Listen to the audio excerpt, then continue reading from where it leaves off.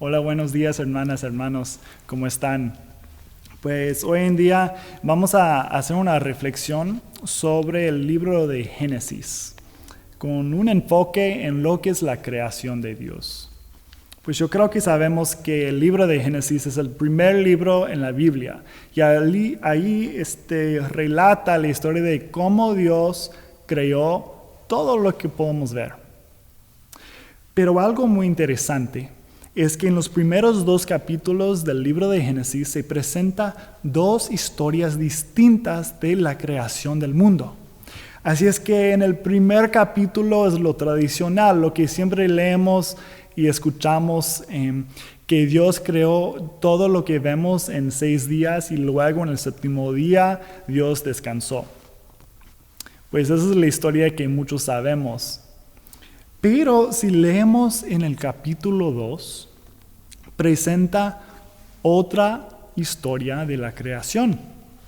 Dice, comenzando en versículo 4, en la segunda parte del versículo, dice: el día que Dios el Señor hizo la tierra y los cielos y así que miren, el día, eso fue un solo día. Esta versión de la creación, todo sucedió en un día nada más. Dice, el día que Dios el Señor hizo la tierra y los cielos y toda la planeta del campo antes de que existieran la tierra y toda hierba del campo antes de que naciera, pues Dios el Señor aún no había hecho llover sobre la tierra, ni había nadie que cultivara la tierra, más bien de la tierra salía un vapor, el cual regaba toda la superficie de la tierra. Entonces, del polvo de la tierra, Dios el Señor formó al hombre. Infundió en su nariz aliento de vida. Así el hombre se convirtió en un ser con vida. Ok, miren, aquí vemos que en el mismo día que Dios hizo toda la tierra, también hizo el hombre para cultivar la tierra. Y dice que después Dios creó una jardín. Aquí dice, en versículo 8, y Dios el Señor plantó un huerto en Edén, al oriente, y ahí puso el hombre que había formado. Miren, en un solo día Dios creó todo y luego creó el hombre, y después de eso creó un huerto y luego puso el hombre en el huerto para cuidar del huerto. Así es que Dios tuvo un propósito para el hombre. Bueno, quizás eso es algo muy nuevo, pensar que hay 2 historias de la creación en la Biblia. Pues vemos en capítulo 1 y ahí está. Si quieren abrir sus Biblias y leer ahí en capítulo 1 dice que Dios creó todo lo que vemos en 6 días y luego descansó el 7º día.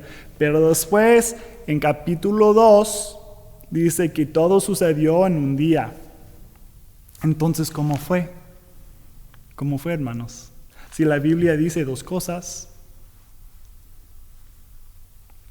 Pues eso es lo interesante de la Biblia, hermanos. La Biblia es algo que podemos entender, porque la vida es muy parecida a la Biblia. En la vida cotidiana encontramos diferentes perspectivas de la misma cosa. Yo creo que todos podemos entender en una familia, por ejemplo. Hay 2 niños y una mamá. Algo sucede entre los niños y los niños se acercan a la mamá y le dicen, oye, ma. Hay un pleito entre los niños, oye, ma, él me hizo algo. Y el otro niño dice, no fue así, él me hizo algo, ¿no? Entonces, de la misma historia vemos 2 perspectivas, ¿no? Y ahí está la mamá para discernir realmente cómo fue. Pero la mamá sabe que entre los 2 niños ella puede entender aún más lo que es el conflicto entre los niños. Así es que nosotros aquí vemos 2 historias en la Biblia de la creación y con estas 2 historias podemos aprender más realmente de los propósitos de Dios para nosotros. Entonces podemos preguntar, en vez de decir, pues ¿cómo fue realmente? No, podemos decir, ¿qué es el propósito de Dios? ¿Qué verdad nos enseña de Dios aquí en esta historia? Entonces ahí vamos, en capítulo 2, ¿qué es lo que nos enseña?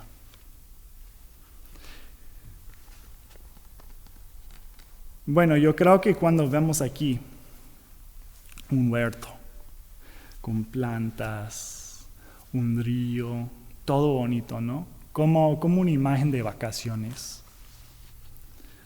Es muy bonito pensar en todo eso, ¿verdad?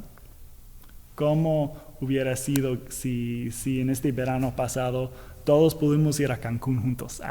Sería muy increíble, ¿verdad? Pensar en esas imágenes bonitas.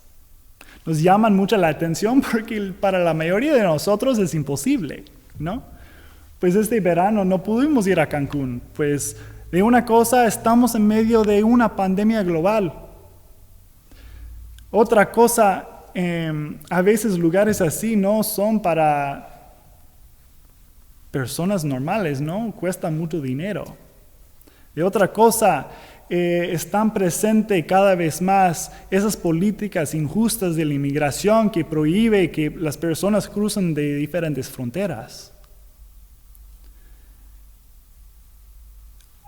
Hay cosas en este mundo que nos prohíbe ver realmente las bonitas cosas que se presentan aquí en el huerto de Edén. Sabemos que este mundo no es perfecto, hermanos. Este mundo se marca con la violencia. Este mundo se marca con el racismo. Este mundo se marca del dolor, de la enfermedad. Y leemos aquí esta historia de un lugar muy bonito y nos hace preguntar, pues, ¿dónde está eso? ¿Dónde está un lugar así tan bonito como Edén?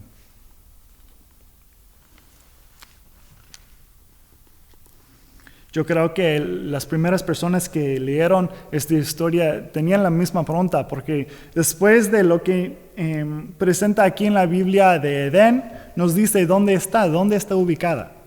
Dice en versículo 10, de Edén salía un río que regaba el huerto, de ahí se dividía en otros 4 ríos. Y luego dicen los nombres de los ríos. Uno es Pisón, uno es Gihón, otro río es Eufrates y otro es el Tigris. Bueno, de esos ríos podemos ubicar 2 ríos hoy en día y los otros ríos, pues la verdad no sabemos si es uno o es otro y muchos sospechan, pues por ejemplo, dónde están ubicados. Pero sabemos los dos ríos, del Tigris y de Eufrates. Entonces podamos saber que este jardín, el huerto Edén, realmente existía aquí en la tierra donde tú y yo pisamos todos los días. El propósito de Dios no era estar lejos.